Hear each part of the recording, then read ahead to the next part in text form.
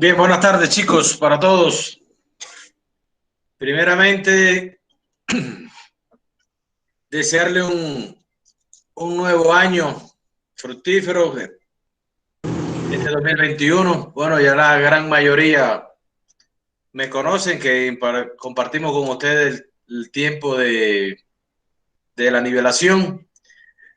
Para los que no me conocen, soy el doctor Raúl Morales, médico especialista en medicina familiar y trabajo la parte de rehabilitación, o sea, lo que es fisiatría. Soy docente de aquí del Instituto Tecnológico ICA, José Chiriboga Grijalva, que les voy a estar compartiendo con ustedes la asignatura de técnicas y procedimientos en enfermería. Hoy vamos a comenzar, vamos a hacerle una explicación del programa de estudio. Esta es una asignatura que tiene 5 unidades, la asignatura. Esta, esta asignatura se establece como el medio a través del cual van a desarrollar destrezas profesionales de enfermería con el objetivo del desempeño operativo y del cuidado directo de áreas de atención de la parte de enfermería, donde se abordan información básica para orientar a todos ustedes, los estudiantes, para la correcta realización de las técnicas y los procedimientos de enfermería. Esta asignatura, dentro de su contribución a la formación profesional, al término de que terminemos esta clase, van a tener la capacidad de realizar, aplicar técnicas y procedimientos básicos, de enfermería, donde van a estar demostrando habilidades, destrezas en lo que es la atención integral al paciente. Y tiene como objetivo la asignatura, como medida terapéutica, la atención de las principales enfermedades, sobre todo en los aparatos y sistemas en la población aquí ecuatoriana, siempre teniendo en cuenta y considerando los valores, los principios bioéticos e implicaciones de la práctica preprofesional y profesional de ustedes sobre el cuidado del ser humano. Aquí van a estar, como bien le dije al inicio, van a estar realizando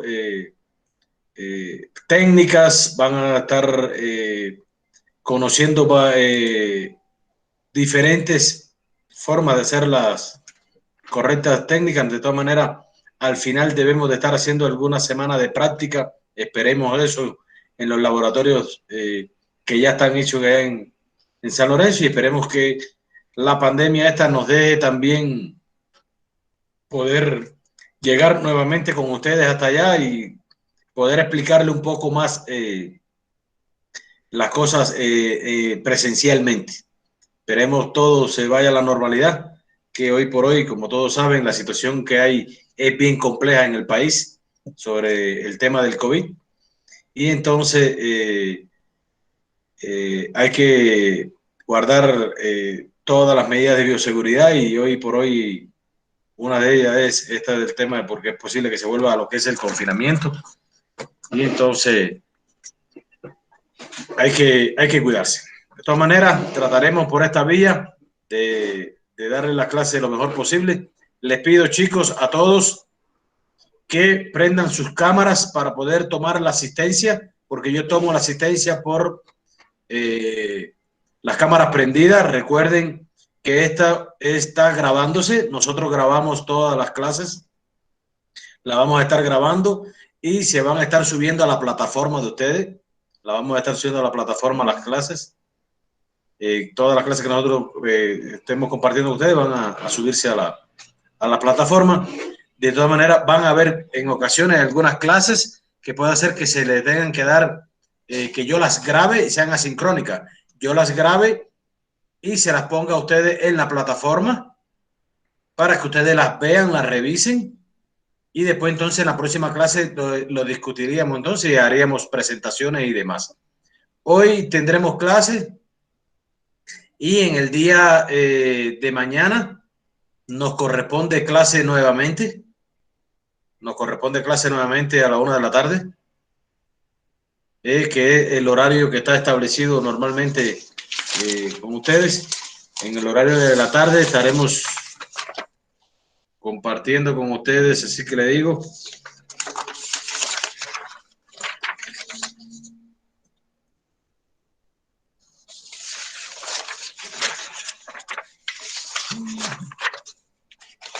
Mañana estaremos compartiendo con ustedes hasta empezaremos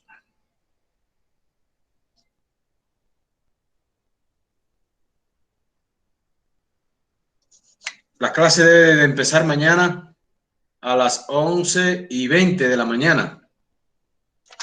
11 de la mañana. ¿Oyeron? 11 de la mañana, 11:20 debe de comenzar la clase. De todas maneras, nos corresponden 3 horas de clase que nos deben de corresponder mañana, desde las 11 hasta las 2:20 de la tarde, pero trataremos de una hora, hora y media de adelantar la clase. Recuerden que ustedes están en un sistema de estudio intensivo, ¿verdad? Donde tenemos que aprovechar el tiempo y dar la mayor cantidad de clase en los encuentros que tengamos para poder adelantar lo que es la parte teórica, para poder al final cuando terminemos las unidades, porque recuerden que tienen 2 unidades damos y de ahí posteriormente están realizando el primer examen parcial de este módulo y saben que todo es apretado. Entonces, ¿qué queremos? Tratar de adelantar los contenidos teóricos con ustedes de tal manera de que nos quede un encuentro para poder hacer un repaso, una recapitulación de todo lo que hayamos dado y de las dudas que tengan ustedes, poder entonces trabajar en base a eso. ¿De acuerdo? Hoy vamos a estarle dando las primeras clases iniciales.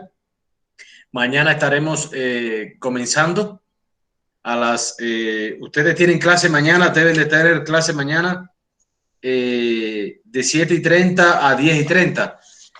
De todas maneras, el horario normal que está establecido es de las 7:30 hasta las 10:30. No sé si ustedes ya saben que la doctora Maite es la otra doctora que le va a impartir clase a ustedes también, ¿verdad? ¿Saben eso? Sí. Ya, la doctora Maite que le va a impartir lo que es la bioquímica y yo le voy a dar, creo que ahora todavía no lo han dicho, pero debe de ser de que yo sea el tutor de ustedes y Maite de la tutora del otro grupo. Todavía no se sabe, todavía no nos han dicho eso. Si se mantiene la tutoría, o sea, nosotros le vamos a darle la tutoría a ustedes. Porque yo era del D2, ahora debe ser del E2 que yo le vaya a dar ser la tutoría. De todas maneras, Una yo pregunta, pienso, ¿no tiene el horario del sábado en la mañana de la doctora Maite? el horario debe de ser de 7, o sea, como las clases son ahorita virtuales, las clases no van a ser las 3 horas completas. Deben de darse más o menos 1 hora y media, 2 horas de clase. De ahí le pondremos actividades en la plataforma para que ustedes realicen también.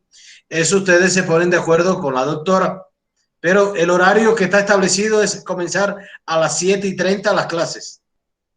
Es lo que está establecido. El horario debe ser 7:30. De que ella empieza a las 8, es su problema. Ahora, a nosotros nos corresponde 11:20. Si ustedes han terminado antes y me dicen a las 11 comenzamos mis clases y estaríamos 2 horas y estaríamos hasta la 1 más o menos, 2:30 a 1 de la tarde y ya terminaríamos porque normalmente el horario debe de estarse terminando a las 2:20 de la tarde las clases. Pero nos podemos poner de acuerdo, ¿verdad? Nos ponemos de acuerdo, empezamos a las 11 y yo pienso que ya a la 1 de la tarde hayamos terminado, ¿verdad? Y ya tienen la tarde a aprovecharla. Ustedes me dicen si empezamos a las 11:20 o empezamos a las 11. De todas maneras, ustedes me escriben, ya yo estoy agregado al grupo de ustedes. Ese grupo de WhatsApp, ¿qué nombre es el que tiene? Morfofisiología. Ah, es el de Morpho. Bueno, pienso que los administradores de ese grupo le cambien el nombre, ¿verdad? Habría que ponerle eh, técnica, bueno, no sé, o quiénes son los administradores del grupo, quién es la presidenta del grupo,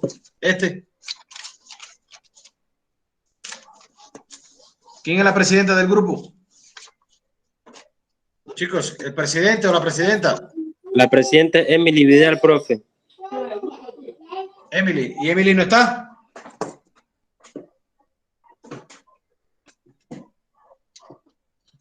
Emily no está, no se encuentra Emily.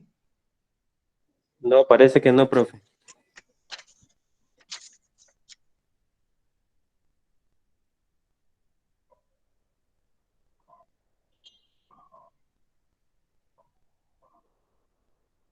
Emily Vidal. De manera.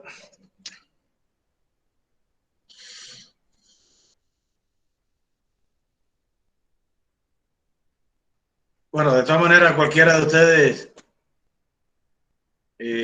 me pueden escribir si terminan temprano las clases, terminan a las 10:30, no sé. De todas maneras, yo pienso empezar mis clases a las 8 y terminar. Yo pienso que ya a las 10 porque yo voy a dar clases también al otro grupo del E1. Y yo pienso que ya yo a las 10:30 haya terminado también. Y de ahí entonces abrir con ustedes. De todas maneras, 11:20 es el horario, pero si podemos empezar a las 11, ustedes me dicen empezamos a las 11. O sea, de todas maneras, el horario quiere decir que ustedes tienen un receso de 10:30 a 11:20. Tienen prácticamente una hora de receso. Tienen 40 minutos de receso ustedes. ¿Oyeron? Tienen 40 minutos de receso y ya ahí nos pondremos de acuerdo. De todas maneras, estamos en contacto. Ustedes me escriben, ya doctor, ya estamos listos y empiezan conmigo la otra parte. Para tratar de adelantar, lo que quiero es adelantar con ustedes toda la parte teórica para una vez que ya yo vaya o vayamos nosotros allá a San Lorenzo, podremos hacer algunas, si adelantamos un poco más de teoría aquí cuando ya estemos presencial allí, yo tratar de enseñarles las técnicas, enseñarles a medir todo lo que es signos vitales, hacer examen físico para que ustedes vayan aprendiendo y desarrollando habilidades que para el día que empiecen práctica en una institución hospitalaria o algo eso, que hagan las prácticas ya tengan más conocimiento. Ese es el objetivo. Es lo que quiero, adelantar un poco la parte teórica para darles cosas prácticas después a ustedes, una vez que nos incorporemos de forma presencial allá. ¿De acuerdo? Entonces, hoy les voy a compartirle porque eso es el tema del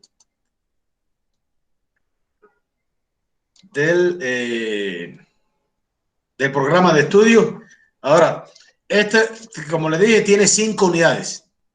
Tiene 5 unidades. De todas maneras, mañana yo le voy a hablar someramente también, le voy a hacer una presentación de esto, porque realmente, chicos, yo le hice la presentación del programa de estudio, o sea, del PEA, pero ahorita como me reinstalaron la computadora, tengo que buscarla, menos valga que yo tenía eso en una flash y puedo darle, si no, no hubiese casi prácticamente ni podido darle clase hoy. Pero bueno, ya estamos aquí. Yo mañana de todas maneras le hablo someramente y le hago la presentación en diapositivas, porque no la encuentro ahorita y tengo que esta noche organizar eso. La primera unidad se llama técnicas y procedimientos básicos en enfermería. Ahí vamos a estar viendo lo que son los fundamentos teóricos y los modelos de enfermería. Si ustedes se recuerdan, los modelos de Nightingale, ¿se recuerdan? De Henderson y demás. Ahí vamos a estar viendo algunas cosas de ellos.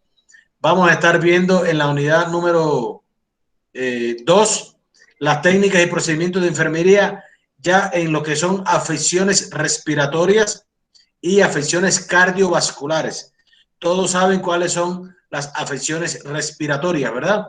Cuando hablamos de afecciones respiratorias, son aquellas que están relacionadas con lo que es el aparato respiratorio, o sea, dígase gripes, catarro, dígase el asma bronquial, dígase la rinitis, dígase las bronquitis, bronconomonías, cómo tratar también hoy en día el COVID, ¿verdad? ¿Qué técnicas? O sea, cuando hablamos de esto, las técnicas de oxigenoterapia, cómo se debe hacer correctamente la técnica de la oxigenoterapia, porque está la oxigenoterapia húmedo y está el seco cuando vamos a realizar nebulizaciones. Entonces, siempre la oxigenoterapia se debe dar húmeda.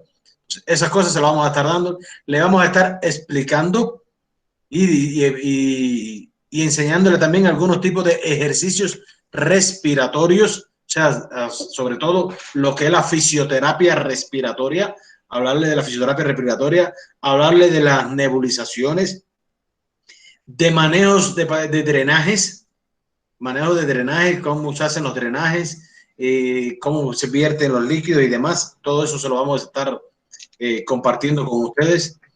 En la unidad número 3 también habla de las técnicas de procedimiento, pero ahí vamos a estar viendo las afecciones del sistema nervioso central y del sistema musculoesquelético, sistema osteomioarticular. O sea, dígase lo que son los cuidados del paciente encamado, dígase lo que son la fisioterapia en los pacientes con afecciones musculoesqueléticas, dígase de sacrolombalgia, lumbociatalgia, los pacientes que sufren de artrosis y esas cosas. El manejo del dolor, de qué manera podemos aliviar los dolores. Hay varias técnicas y varias cosas. Yo al menos aquí en Ibarra en consulta me dedico a lo que es el alivio del dolor. Van a aprender bastantes cosas si nos permite y Dios nos permite que podamos volver allá a San Lorenzo para realizar las prácticas, o sea, de forma presencial. Esto ahí, y bueno, yo soy de los que fisioterapeuta también y de los que hago técnicas en las infiltraciones, sobre todo de bloqueo de terapia neural, que todo eso es a favor de lo que es la parte del manejo del dolor basado en la terapia neural. Le voy a enseñar también lo que es la colocación de vendajes, los diferentes tipos de vendajes, cómo se colocan los vendajes y demás, cómo se curan las heridas, el manejo de las úlceras por presión, cura de quemadura, cómo se deben de hacer las curas de las quemaduras.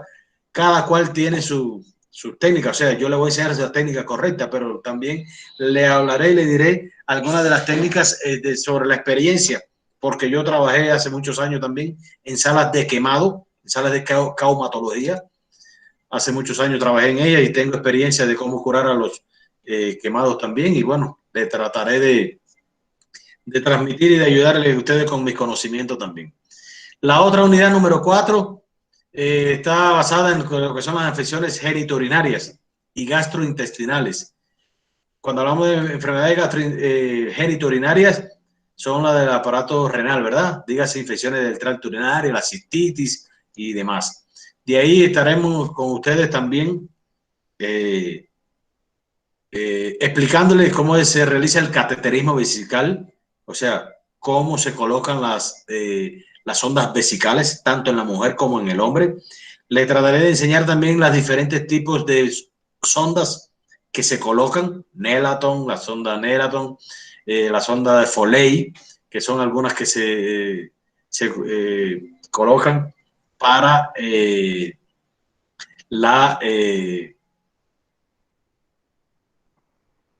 a ver que está entrando uno. Los diferentes tipos de sondas para que ustedes sepan cómo colocar. ¿Sí? Disculpe, Emily, ¿quieres entrar? Que por favor acepte. ¿Ya acepté ahorita? Ya, gracias. Me parece que era ella la que yo acepté ahora. Sí, ya. Ya. Le decía al tema de cómo colocar los diferentes tipos de sondas. También el aseo de los genitales correctamente, ese aseo perianal, cómo lo deben de realizar tanto en el hombre como en la mujer, control de los líquidos ingeridos y eliminados. Cuando hablamos del control de los líquidos ingeridos y eliminados, es hablarle sobre lo que es el control del balance hidromineral, sobre todo los ingresos y egresos, porque a veces nosotros tenemos que llevar una hoja de balance hidromineral sobre cuáles son los ingresos y egresos. Nosotros los médicos le estábamos diciendo a las licenciadas en enfermería aquí en el instituto, o sea, nosotros nos aprendemos un poco más profundamente esto.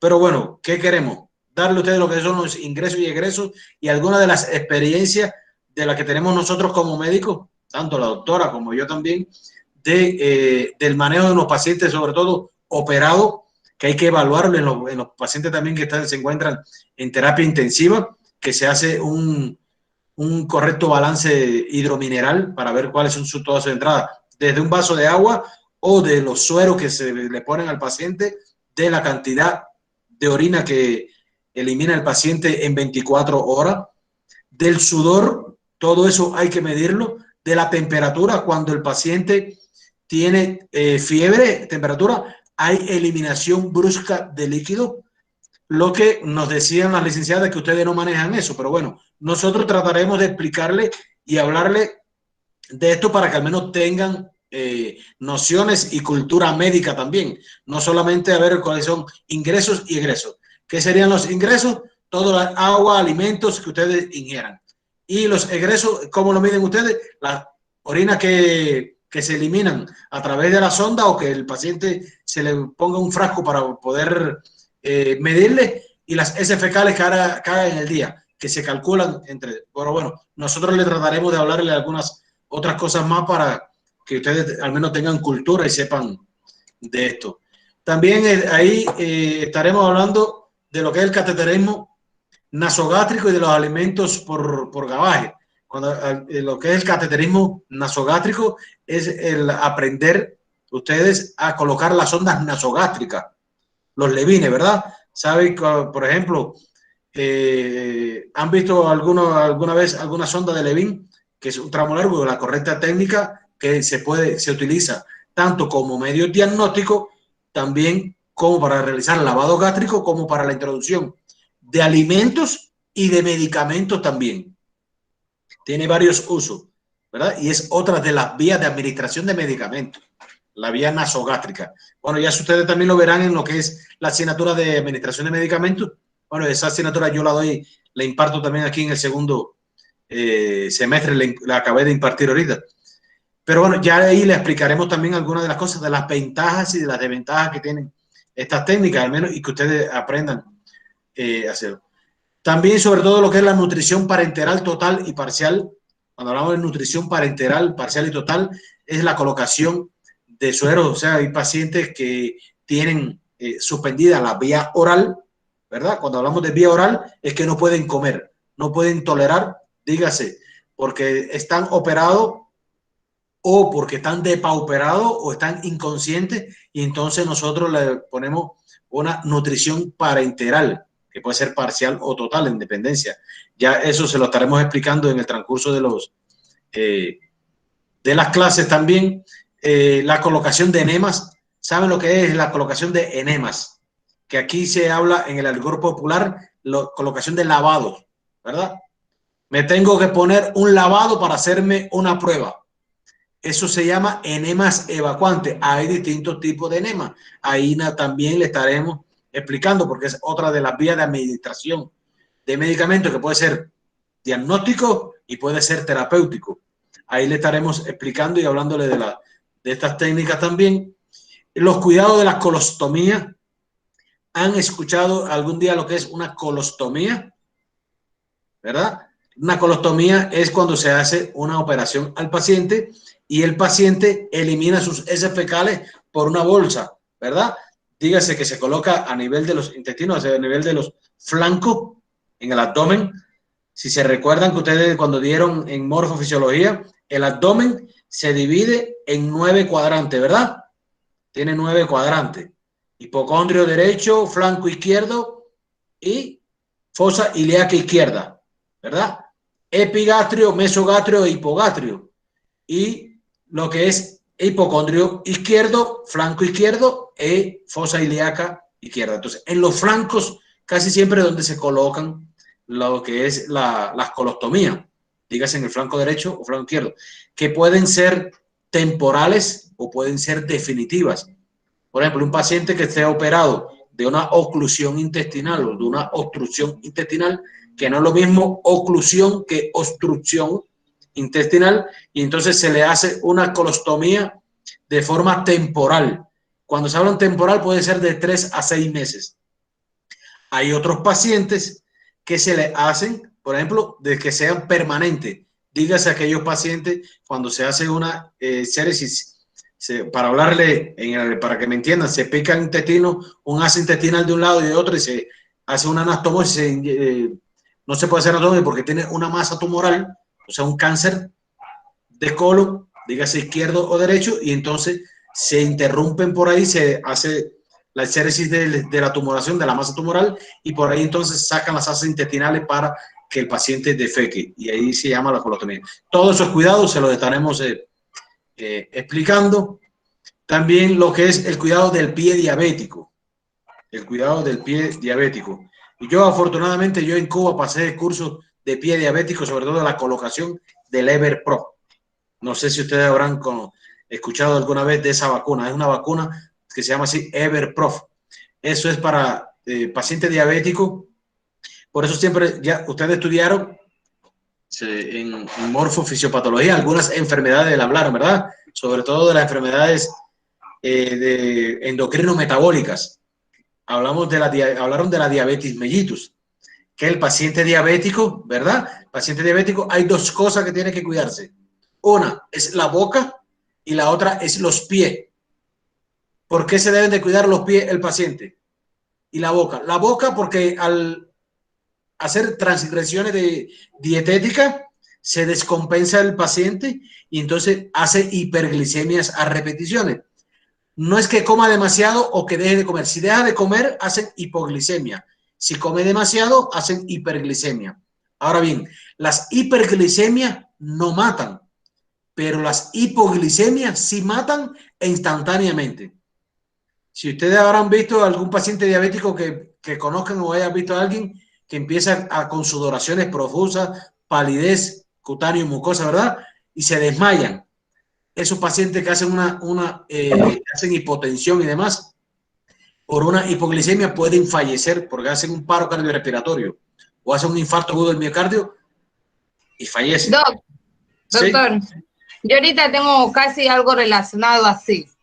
Mi abuelita, ella es hipertensa y es diabética.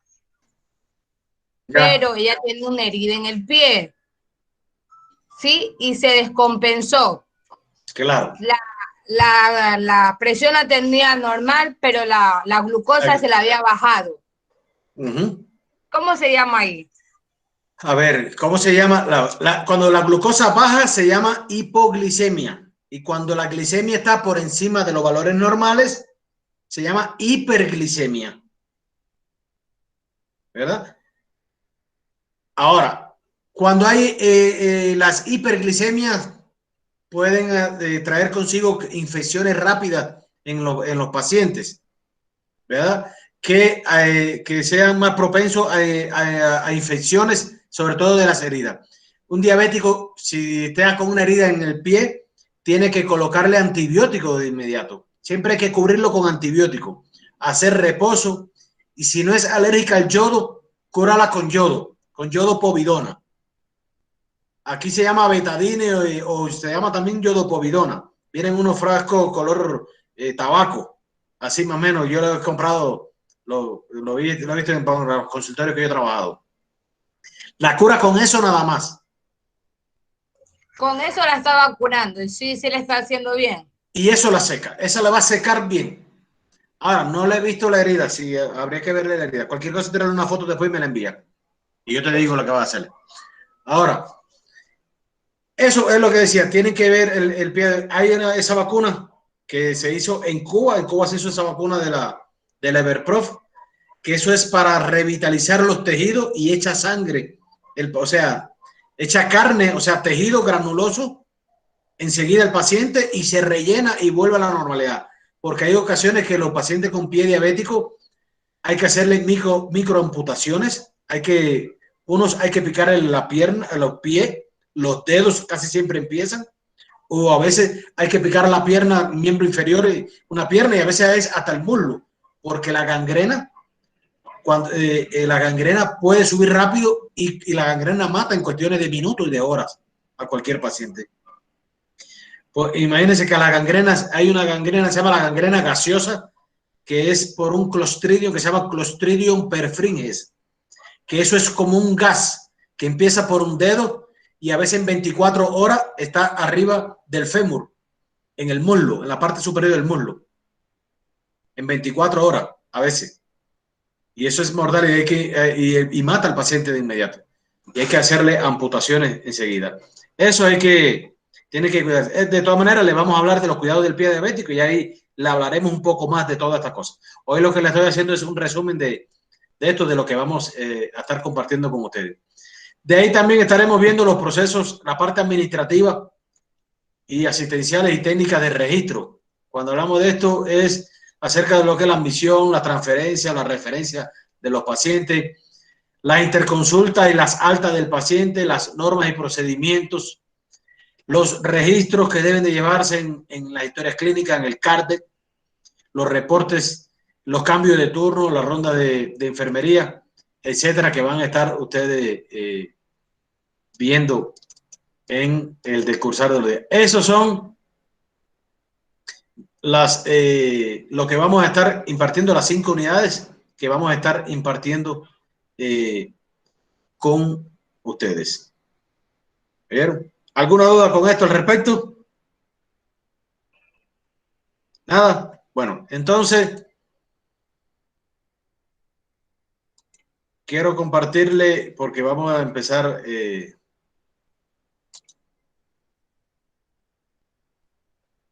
déjenme abrir esto.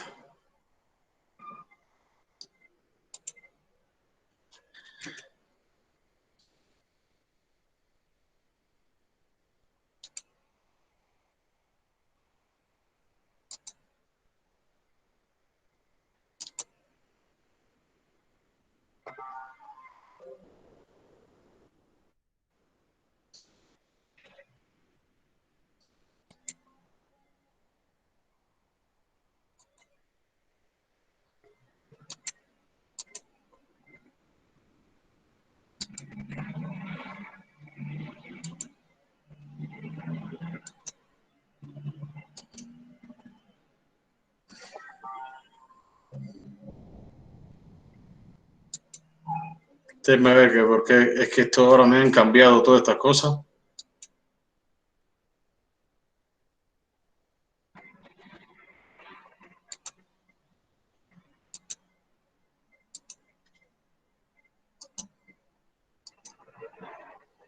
A ver, ¿ven ahí, chicos? No. Sí. Sí, profe. ¿Ven ahí la diapositiva? Sí, profesor. Sí. Se ve.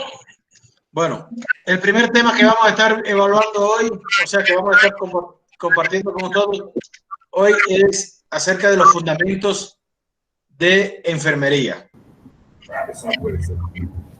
Ven ahí de todo, ¿verdad? Sí, profe. ¿Están viendo, sí o no?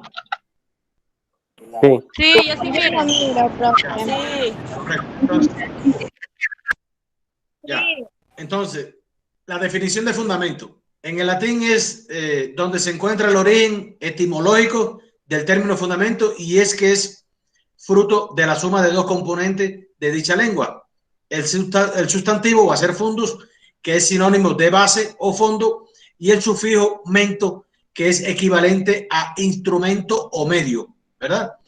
Ahora, fundamento se dice que es el principio o el cimiento sobre el que se apoya y se desarrolla una cosa, y puede tratarse de la base literal y material de una construcción o del sustento simbólico de algo. Por ejemplo, el respeto por el compañero y por el rival es el fundamento del éxito de este equipo, ¿verdad? No voy a apoyar una candidatura que no tiene ningún fundamento.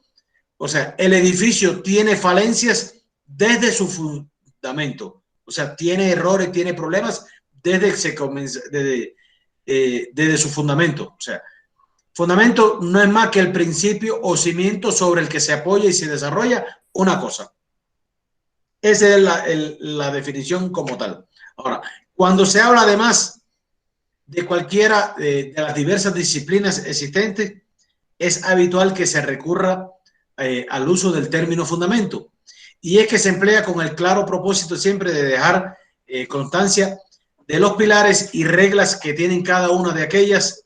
Así se habla de los fundamentos de una ciencia, dígase del deporte o sobre actos de una persona.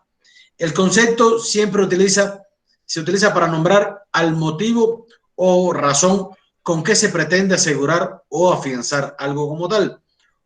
En sentido, o sea, un fundamento en este sentido va a actuar siempre como un argumento de algo de lo que querramos nosotros nombrar.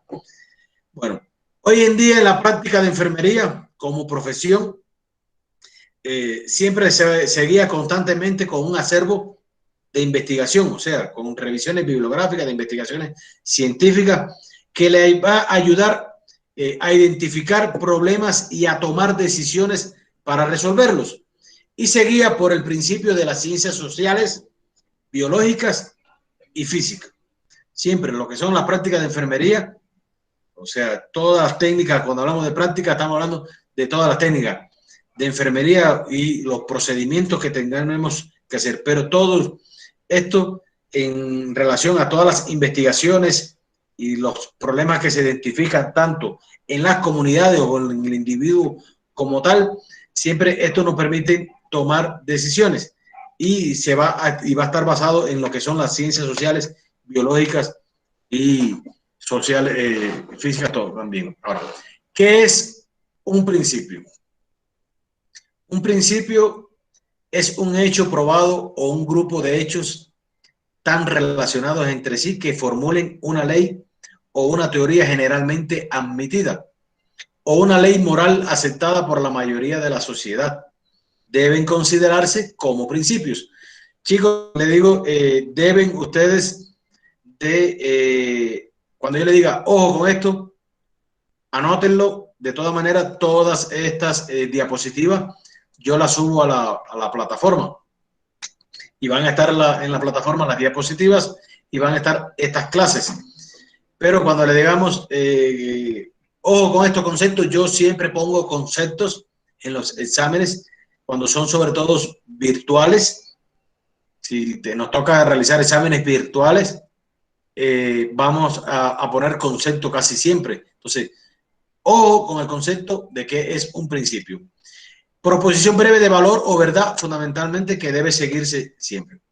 El principio sirve de norma a la acción, no determina lo que debe hacerse, pero ayuda a guiar la acción dependiendo de los resultados que se espera obtener.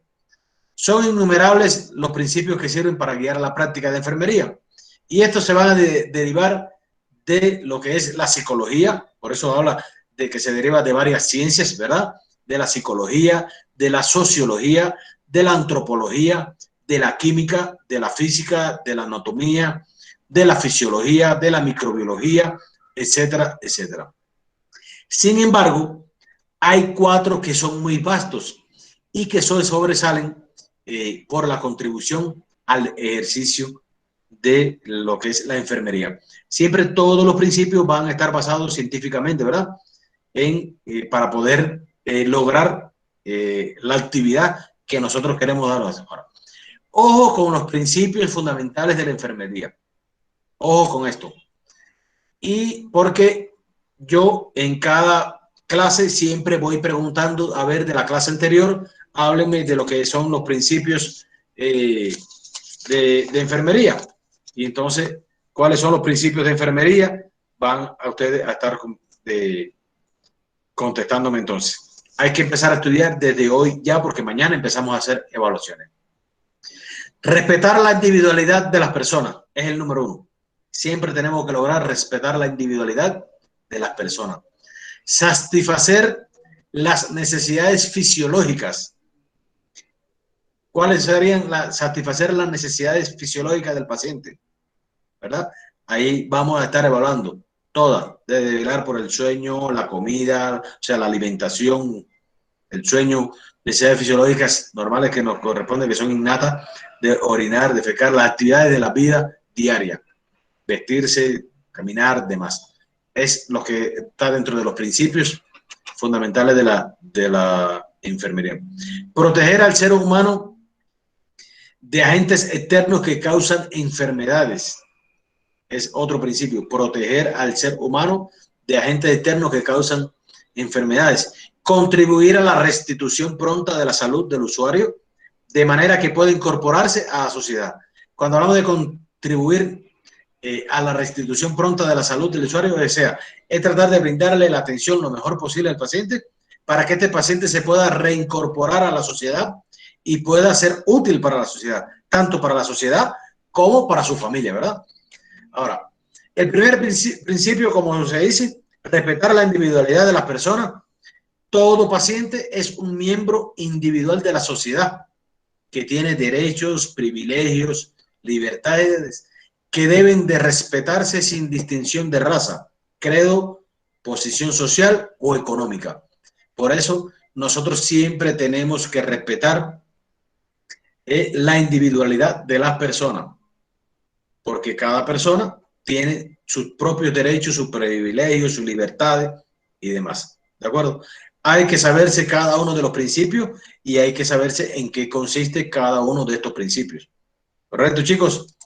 Ahora, recomendaciones para la aplicación de este principio. 1. Demostrar con su actitud, con sus hechos, como con sus hechos, el que reconoce el estado de ánimo de las personas que solicitan atención médica para recibir un tratamiento por una enfermedad, temores e inquietudes. Siempre que una persona va a atenderse con nosotros, o sea, a un centro de salud o a un consultorio médico privado, donde quiera que estemos, va porque tiene alguna dolencia, porque se siente mal y va a recibir una atención médica y de enfermería lo más correcta y que pueda hacer irse satisfecho el paciente de ahí, ¿verdad? Entonces, eso es uno.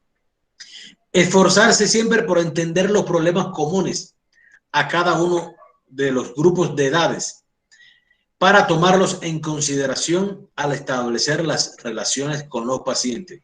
O sea, cuando nosotros decimos de entender los problemas comunes a cada grupo de edades, los niños tenemos que atenderlos de una manera, los adultos de otra manera, ¿verdad? Siempre atendiendo y con respeto, con los principios y los valores y con mucha ética que tenemos que tener nosotros. Y los abuelitos, o sea, los pacientes de la tercera edad ya, deben de llevar una atención diferenciada, que a veces los maltratamos y a veces con una palabra mal que nosotros le digamos, maltratamos al paciente, ¿verdad? Entonces tenemos que tratar de tratar a los pacientes lo mejor posible. Nadie nos gustaría cuando vamos a un médico o vamos a que una enfermera nos cure, nos inyecte, nos hable o nos mire con mala forma, ¿verdad? Entonces, para poder lograr una buena relación médico-enfermera-paciente, hay que entenderse los problemas, hay que saber a qué grupo de edad nos estamos refiriendo como tal. Explicar siempre al paciente en términos comprensibles lo que se hace y el por qué antes de realizarle cualquier procedimiento. Cuando hablamos con términos comprensibles, por ejemplo, si un paciente, ustedes van a explicar al paciente con términos comprensibles, que el paciente entienda. Usted no le va a decir, tiene disnea. ¿Qué es una disnea? La disnea es falta de aire, ¿verdad? El paciente, como usted tiene disnea, le voy a dar una nebulización. No, yo tengo que explicarle al paciente, mire, usted ingresó por asma bronquial. Hoy en día el médico, el doctor le indica a usted realizarles nebulizaciones. Las nebulizaciones llevan este medicamento, por ejemplo, solución salina con salbutamol. El salbutamol puede venir en jarabe, puede venir en tableta, puede venir en soluciones para nebulizaciones, ¿verdad? Eso lo van a dar ustedes después en farmacología. Y usted se le va a poner esto porque es para aliviarle la falta de aire, porque le va a favorecer en su tratamiento y demás. Tengo que explicarle al paciente. No es de que tengo que decirle, como usted tiene disnea, le va a dar una nebulización. No, le vamos a dar unas nebulizaciones que son aerosoles que contiene este medicamento para esto, esto y esto. Siempre explicarle, que el paciente entienda lo que nosotros le vamos a estar haciendo. No intentar imponer sus criterios o algún tipo de religión, evitando discusiones que perturben al paciente. Siempre respetando sus creencias y decisiones. Siempre tenemos que respetar las creencias y decisiones del paciente. Si el paciente hay algunas religiones que no permiten, por ejemplo, la testigo de Jehová no permite colocarle sangre al paciente, ¿verdad? Ahí hay otras religiones que, hay otras que no suspenden algunos tipos de alimentaciones. Entonces hay que respetar las creencias y las decisiones. Si el paciente no quiere colocarse un medicamento, nosotros no lo podemos obligar, no podemos imponerle colocarle el medicamento. ¿Por qué? Porque el paciente está en su derecho, ¿verdad? También sucede algo y el paciente dijo, o el paciente o el familiar dijo, él no quería ponerse esto y ella se lo puso, o él se lo puso. Entonces, hay que tener mucho cuidado a la hora de colocarle nosotros cualquier tipo de medicamento, cualquier tipo de técnica o procedimiento a un paciente. Identificar al paciente por su nombre y no considerarlo solo como el cardíaco, el diabético, el de la cama 30, ya que es el mismo individuo antes de enfermarse. Y eso es muy correcto. A veces está el paciente, o estamos un grupo de enfermeras, médicos, y el paciente de la cama 30. No, no es el paciente de la cama 30, ¿verdad? Es la paciente de la cama 30, no, la paciente de la cama 30 se llama Lili Jaramillo, es la paciente de la cama número 30. No decirle nunca al paciente, ese paciente es un cardíaco, es un paciente diabético. No hay que llamarlo por su nombre siempre. ¿Por qué? Porque hay pacientes que pueden molestarse con eso y ahí estamos faltando a la ética profesional nosotros. Establecer siempre relaciones agradables con todas las personas, ya que si la enfermera carece de esta cualidad, lo poco o mucho que haga carecerá de validez y no debe asumir papeles autoritarios. Cualquier persona siempre es merecedora de cortesía y respeto, sin importar raza, religión, posición económica y o social. Tomar en cuenta siempre la sugerencia hecha por el paciente, sus gustos, preferencias, respetándolos e integrándolos de acuerdo a la terapéutica que tenga indicada el paciente siempre. Ahora, el segundo principio está relacionado en satisfacer las necesidades fisiológicas. Aquí, este va a estar relacionado a todas las acciones que realizan las enfermeras a través de la observación al paciente. O sea, va a ser la aplicación de conocimientos y la ejecución de un plan de cuidado que garantice siempre la atención de enfermería que sea libre de riesgo, con el objetivo de que el cuerpo humano mantenga sus funciones fisiológicas necesarias del organismo del paciente y pueda funcionar dentro de sus capacidades. Entiéndase por estas todas las que le hablé y le mencioné anteriormente. Ahora, para la aplicación adecuada de este principio, deben de tomarse en cuenta siempre la clasificación de las necesidades según el psicólogo Abraham Maslow, y estas jerarquías de las necesidades están según su prioridad. Las necesidades fisiológicas se pueden clasificar según su prioridad, ¿verdad? Según su prioridad está lo que es la necesidad de respiración, la necesidad de la eliminación, dígase vesical e intestinal, ¿verdad? Una necesidad fisiológica normal, diga que el paciente vaya al baño normal, defeque normal, ¿verdad? La necesidad de reposo y sueño. La enfermera está en la obligación de cuidar por el reposo y el sueño del paciente, por la alimentación, por la necesidad de higiene y la comodidad, por la necesidad de la actividad y el ejercicio, ¿verdad? Ahora, por la necesidad de protección y seguridad. Nosotros debemos velar por la protección y seguridad de cada uno de los pacientes. Por la necesidad de amor y pertenencia. Nosotros tenemos, o sea, cuando hablamos de amor y pertenencia, siempre hay pacientes que a veces están con su autoestima por el suelo, y a veces cuando nosotros le hablamos, les explicamos, los hacemos sentir bien. Y esto satisface a uno como profesional y satisface al paciente también. La necesidad de autoestima y la de autorrealización también. Ahora, ¿qué importancia? Y ojo con esto que estamos dando hoy. Esta clase es objetivo de evaluación. Recuerden que nosotros entre las 2 y las 3 unidades, las 3 primeras unidades van al primer examen parcial, que lo tienen en 3 semanas más adelante. La importancia de mantener las funciones fisiológicas del organismo. Esta consiste en que la enfermera o el enfermero deberá siempre de reconocer la existencia de estas necesidades y saber dar atención según su prioridad y hacer que funcione un plan de cuidados que garantice la buena conservación de la salud. ¿Por qué se dice de la importancia que la enfermera o el enfermero debe de reconocer la existencia de estas necesidades? Como ustedes vieron, hay varios tipos de necesidades y hay necesidades que requieren una prioridad. Número 1, la necesidad de respiración es la primera, ¿verdad? Ahora, cuando hay necesidad, por ejemplo, de evacuación vesical e intestinal, nosotros no podemos decir al paciente, no te puedes mover de ahí porque no puedes ir al baño ahorita. No, porque el paciente entonces se defeca en la cama o se orina en la cama. Entonces hay que saber establecer prioridades para poder realizar los cuidados que garanticen la buena atención de la salud del paciente.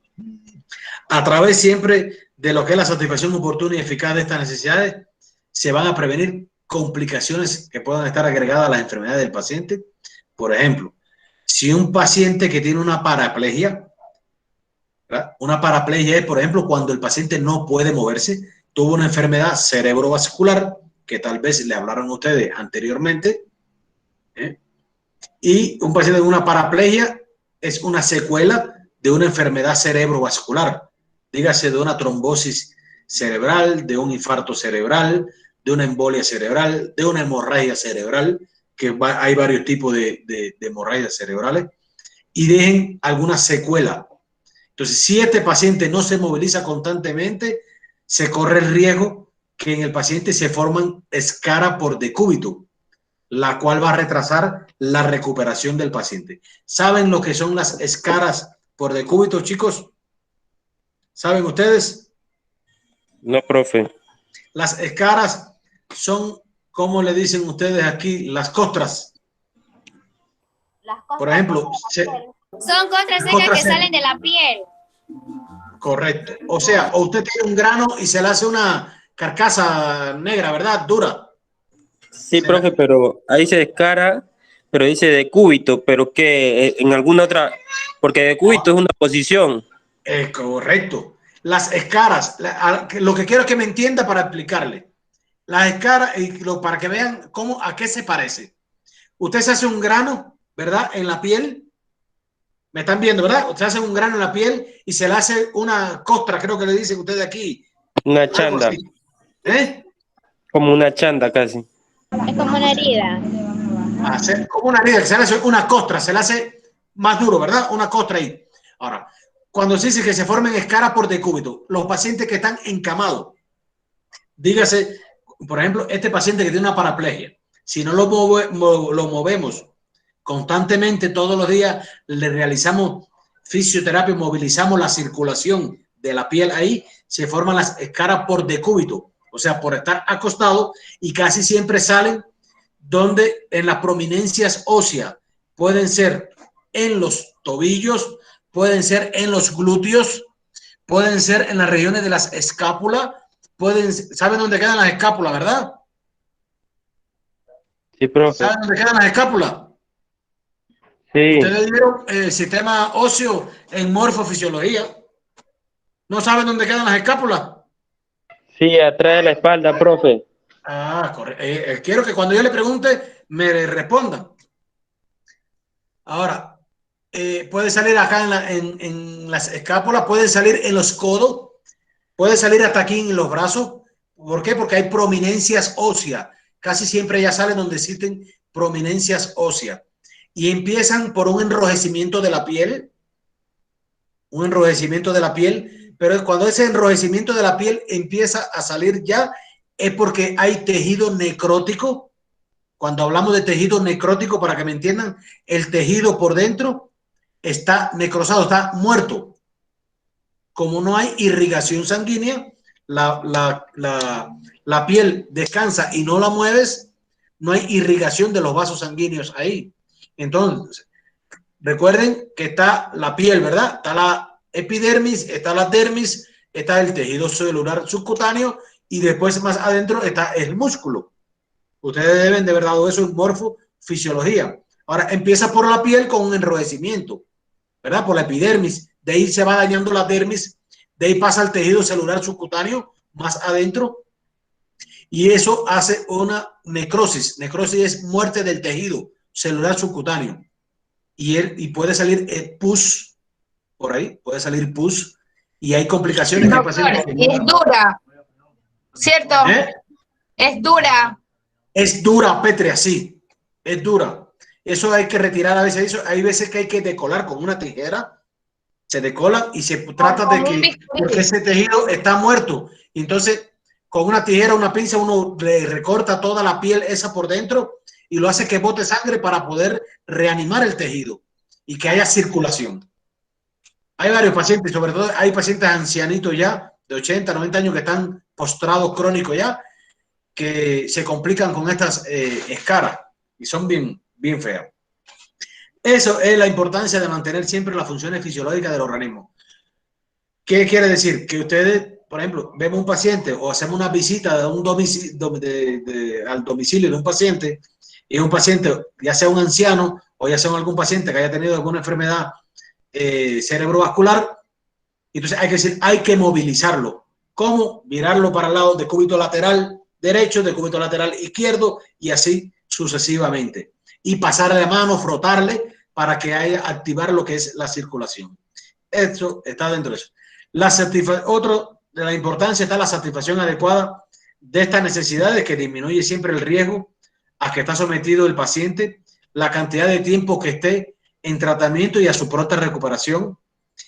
Está también la observación en busca de anormalidades del paciente, la participación directa de la enfermera en el cuidado y vigilar que se lleven a cabo las medidas rutinarias para mantener el buen estado de salud. Son responsables siempre las enfermeras y los enfermeros. El tercer principio habla acerca de proteger a las personas de agentes externos que causen enfermedad. De este son todas aquellas medidas que se ponen a funcionar para disminuir o eliminar del medio ambiente lo que son los agentes físicos, químicos o microbiológicos que puedan causar una enfermedad al ser humano. Cuando hablamos de eliminar del medio ambiente, disminuir, o sea, hay algunas cosas que a veces se exponen los pacientes, ya sean agentes físicos, químicos o microbiológicos que puedan causarle una enfermedad al paciente de varios tipos, que eso les vamos a estar hablando posteriormente. Yo siempre me gusta hablarle y explicarle muchas cosas de medicina para que vayan familiarizándose ustedes y cojan cultura médica. Porque si nada más les voy a hablar de las técnicas de esto, créanme que no van a aprender. Entonces, uno siempre, al menos yo, igual que lo hacía en morfofisiopatología, las cosas se las basaba con enfermedades, para que tratar de que el estudiante interiorice un poco más los conocimientos y cojan cultura médica también, porque ya ustedes son los enfermeros de su familia, son los enfermeros del barrio y siempre van a ir haciéndole preguntas, esas cosas, y siempre es bueno que ustedes vayan aprendiendo. También, igual que decía a los grupos anteriores, en las últimas 2 hojas de cada libreta de ustedes de cada materia, ábranse ahí y pónganle terminologías, porque yo siempre les voy a estar hablando de algunas terminologías para que no las copien en las clases, sino al final para que les sea más fácil de buscar. Cuando hablamos de terminología, ¿verdad? Por ejemplo, yo le digo, ¿qué es una epístasis? A lo mejor nunca le han hablado de que una epístasis ustedes. o no saben qué es una epístasis. Por ejemplo, la epístasis es sangramiento por la nariz. El paciente que bota sangre por la nariz. ¿Han visto algún paciente que bota sangre por la nariz? Sí. Eso se llama epístasis. Disnea. Sí. ¿Qué es lo que es la disnea? Falta de aire. Entonces, esas cositas, cada vez que yo le vaya hablando alguna terminología, ustedes la notan.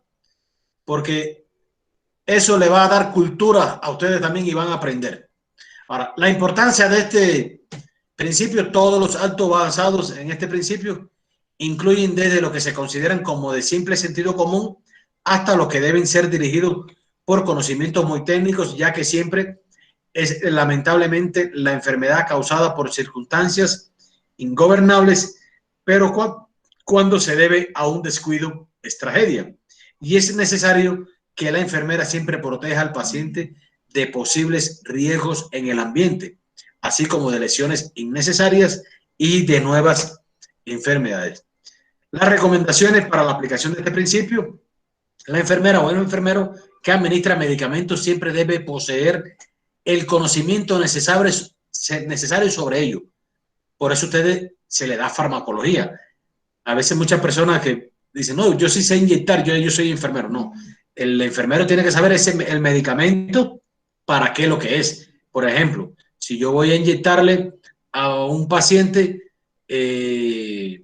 aminofilina en la vena, yo tengo que saber qué es la aminofilina, qué es un broncodilatador, ¿verdad? Que sirve para el asma bronquial, que viene en ámpula de 250 miligramos.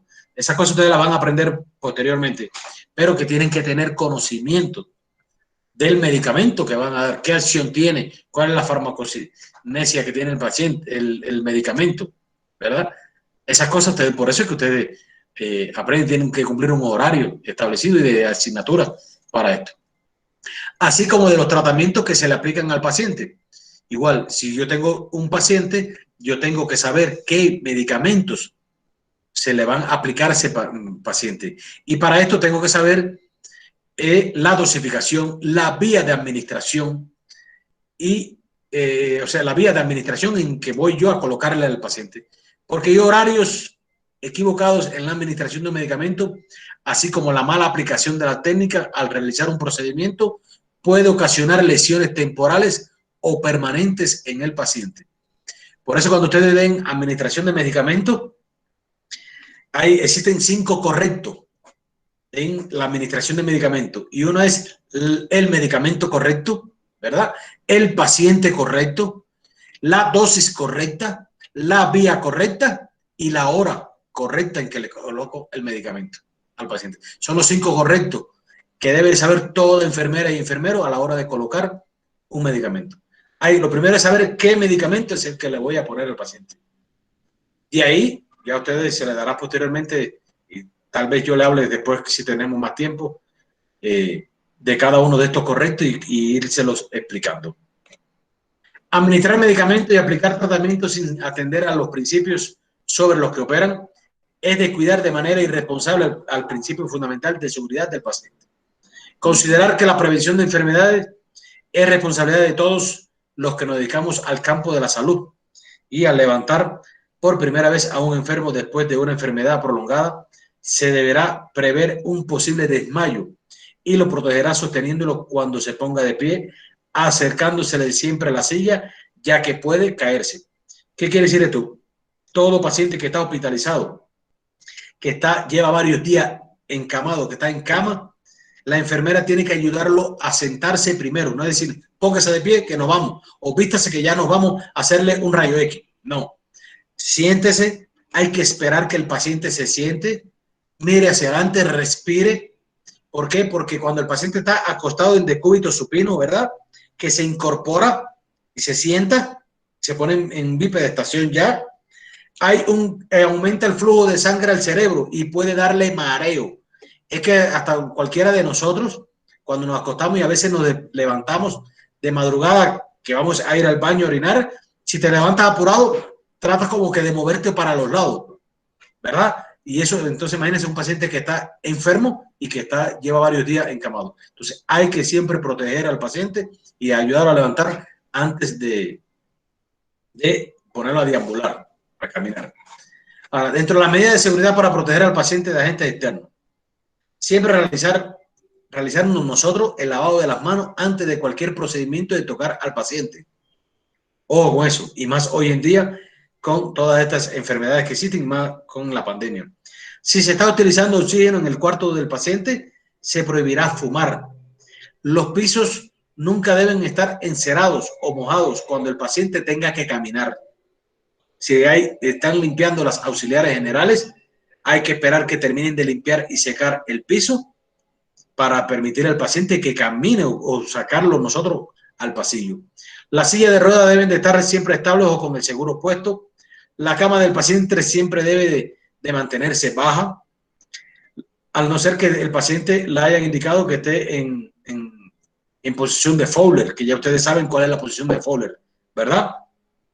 Los artículos móviles nunca deben dejarse en el camino del paciente. Una cuidadosa instrucción de los métodos de control y prevención de las enfermedades transmisibles le ayudará siempre a evitar la exposición del paciente a enfermedades de otros pacientes o a la reinfección de su propia enfermedad. A veces los pacientes, existen enfermedades, se llaman enfermedades nosocomiales, que se adquieren por los pacientes dentro de las instituciones hospitalarias. De eso van a hablar después ustedes en la parte de lo que es epidemiología. Ahora, la enfermera debe poseer un amplio conocimiento sobre las enfermedades, conocer peligros y dar enseñanzas a los pacientes. Por eso nosotros siempre le vamos a estar orientando a ustedes y le vamos a estar indicando, hacer revisiones bibliográficas y vamos a estar discutiéndolas aquí sobre las enfermedades crónicas no transmisibles. Dígase lo que es la diabetes mellitus, dígase qué es la obesidad, dígase lo que es la hipertensión arterial, el cáncer de pulmón, ¿verdad? Las cardiopatías, lo que son las insuficiencias cardíacas, etcétera, etcétera. Enfermedades que son comúnmente, lo que es el asma bronquial, enfermedades comunes que se ven con frecuencia en la población y que ustedes tienen que tener dominio, sobre todo de sus signos, síntomas, ¿verdad? Los exámenes complementarios que se le indican. No sé si ustedes cuando dieron en morfofisiopatología, en morfo, le hablaron de la diabetes, de sobre todo cuando tuvieron que hablar de las enfermedades, si la pusieron a hablar de las enfermedades, de los exámenes complementarios para que sepan, por ejemplo, la glucosa, cuáles son sus valores normales de la glucosa. Esas cosas ustedes tienen que saberlas o tienen que irse aprendiendo ya, porque eso le da cultura a ustedes, y eso ustedes están en la obligación de enseñar a los pacientes también.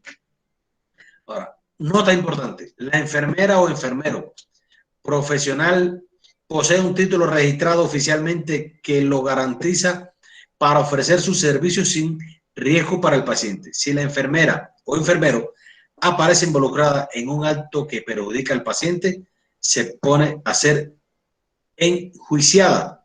Siempre, por eso, debemos de estar preparados y tener conocimientos de las actividades que nosotros podamos estar realizando en un paciente, o sea, de las técnicas, porque si no estamos preparados y no aprendemos, y hoy en día por eso hay que aprenderse las cosas, y nosotros, al menos yo, le digo, chicos, soy de los que exijo de que hay que aprenderse las cosas de memoria, y les pido de que en las evaluaciones que hacemos desde la próxima clase, estudien y para que aprendan una y para que tengan buen recorrido, porque al final entonces van a supletorio o van a remedial, porque no han tenido un buen recorrido. Y los exámenes parciales que se hacen y el examen bimetral tienen que tratar de sacar la mejor nota posible para que el examen de logro, que casi siempre es el que más, ya se dieron cuenta ustedes que lo hicieron, el que más nota baja sacamos, ¿verdad? Entonces a veces vamos a supletorio o vamos a remedial. Entonces hay que prepararse desde ya. Recuerden que vamos a tratar seres humanos, a personas, no animales. Entonces tenemos que estar preparados y hay que estudiar. Ahora, el cuarto principio es contribuir a la restitución pronta de la salud del paciente de manera que pueda incorporarse a la sociedad. Dentro de las recomendaciones para la aplicación de este principio, la labor principal de la enfermera o el enfermero durante esta etapa es aumentar la capacidad del paciente para cuidar de sí mismo. Debe ayudar al paciente a que obtenga nuevos conocimientos y habilidades a través de la enseñanza oportuna de los cuidados que se realizará en su hogar de acuerdo a la patología que adolece. Un papel de especial importancia para el restablecimiento del paciente es la participación de sus familiares u otras personas importantes en su vida como partícipes activos de su recuperación. La enfermera deberá trabajar con los familiares del paciente y apoyarlo siempre en el esfuerzo para ayudarlo, y se le brindará al paciente la orientación sobre las instituciones extrahospitalarias que pueden brindarle un adecuado control ambulatorio de su enfermedad. O sea, orientar a los pacientes y a los familiares a la hora de apoyar a los pacientes y de tratarlo de enseñar dónde deben de acudir como tal. Hasta ahí, chicos, es lo que queríamos compartir con ustedes esta noche en el tema de técnica y procedimiento. Les pido mañana entonces continuamos con las otras clases. Esta unidad es corta, tiene 2 temas nada más, y ya estaremos pasando a la unidad número 2. Ya mañana terminamos esta unidad y empezamos la unidad número 2, que vamos a ir hablando de algunas técnicas y algunas otras cosas en ustedes también, para ir adelantando lo que son los contenidos y tratar de dar la mayor cantidad posible de contenido para cuando ya vayamos allá, sean presentaciones y también poderle explicarle, hacer prácticas con ustedes allí, para que puedan aprender y tener un poco más de conocimiento. Entonces, ¿alguna duda, algo con el tema? Tal vez ya al final hablé un poco más rápido, pero bueno, le traté de explicar y de que irle asociando algunos de estos principios a la vida cotidiana y sobre terminologías y cosas que ustedes deben de aprender también. ¿Algo que quieran decir ustedes, chicos y chicas? Profe, la clase está interesante, me pareció bien la clase. Sí nos falta todavía un poco más, pero ahí tenemos que ir aprendiendo. Sí, yo les pido, chicos, que tienen que estudiar desde ahora. Tienen que estudiar y tienen que leer. No dejen acumular contenidos nunca, porque cuando dejan acumular contenidos, ya van a ir, cada vez que ustedes vayan pasando un módulo y un semestre, esto como aquel que dice, se va complicando.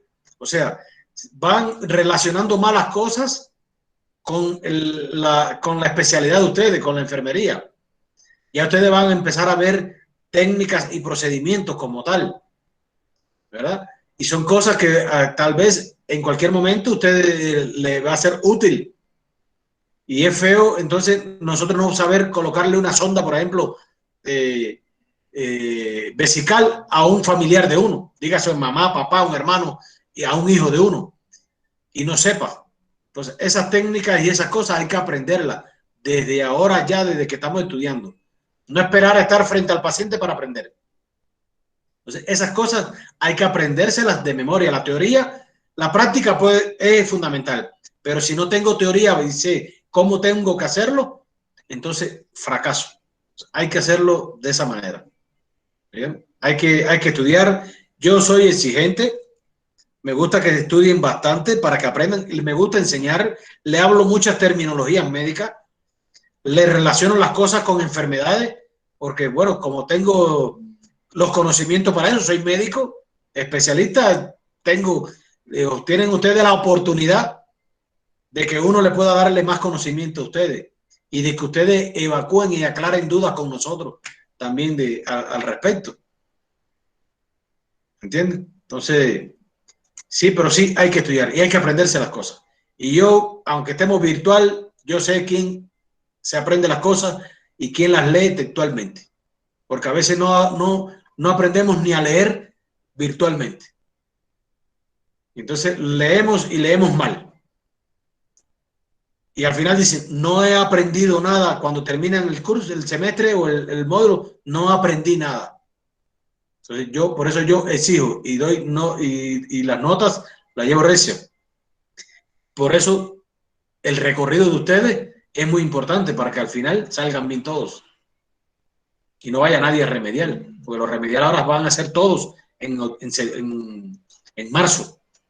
Cuando se acaben ya este módulo, es que van a ser los remediales. Si lleva alguno de este primer módulo que terminaron de morfo o de legislación y bioética de emprendimiento, si alguno se cayó, es en marzo que se van a hacer los remediales. Entonces tienen que pagar más dinero y tienen que estudiar lo que dieron ya hace 2 meses atrás, como aquel que dice.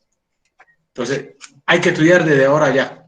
Esta es una asignatura muy bonita y que los va a favorecer mucho a ustedes y le van a los que tienen que aprovechar el tiempo y estudiar. Ya mañana vamos a ir hablando de otras cosas más también. Cualquier duda, cualquier cosa que ustedes tengan. Si ven que estoy hablando rápido, doctor, más lento, que estoy hablando alto, recuerden que yo soy cubano, que los cubanos hablamos rápido.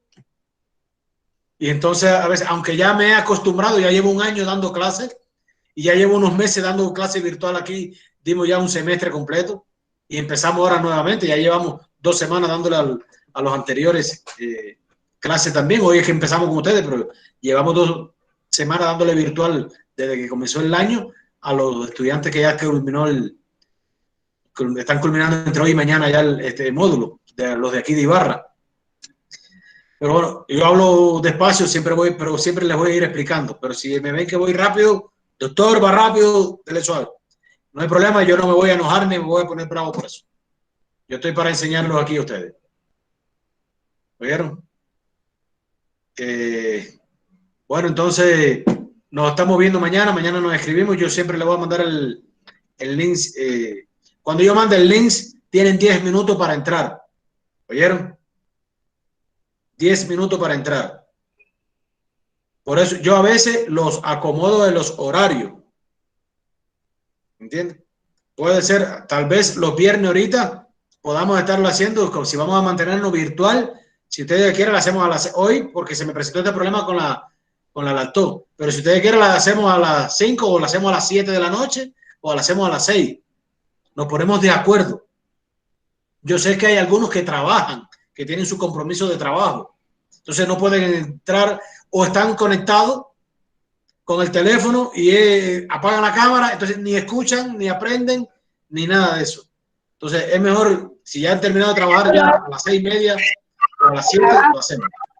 Y no prestamos atención por estar en el trabajo y conectados. Y así no Claro. vamos a poder. Entonces no aprenden nada. Yo sé que el horario no es lo mismo cuando estamos presencial, que ustedes obligatoriamente tienen que entrar al aula y ya es una obligación. Pero cuando estamos virtual, nos que relajamos un poco más y entonces estamos trabajando y estamos, ni estás trabajando bien ni estás aprendiendo bien tampoco. Entonces nos ponemos de acuerdo, si quieren lo hacemos a las 6 o lo hacemos a las 7. Para mí es mejor, no hay objeción. El horario que ustedes me digan, es a las 7 lo hacemos. Es a las 8 lo hacemos. Ustedes me dicen. A las 6. Si es a las 6:30, porque hay algunos que trabajan hasta las 6. Y dicen, no, que todavía, y yo doy hasta los 10 minutos. Después de los 10 minutos, no dejo entrar a nadie. Porque si es a las 6:10, después no entren. Porque después que nosotros empecemos a hablar, no veo cuando entra, porque estoy yo en la diapositiva, no veo cuando entran aquí. Entonces interrumpo, tengo que salir de la presentación, darle entrada y ya entonces se disocia uno. Y se le va la idea a uno. Entonces hay que tratar de ser disciplinados y puntuales con esto. ¿Oyeron? Entonces así quedamos. Si mañana nos toca a las 11:20, creo que es 11:20. Si es a las 11, ustedes me dicen a las 11. Si es a las 11:20 entramos. Comenzamos. ¿Oyeron? Profe, mejor quedemos de acuerdo que a las 11 para así mismo terminar temprano. Ustedes me dicen si es a las 11. Está bien, a las 11. 11, yo le mandaré unos minutos antes el link.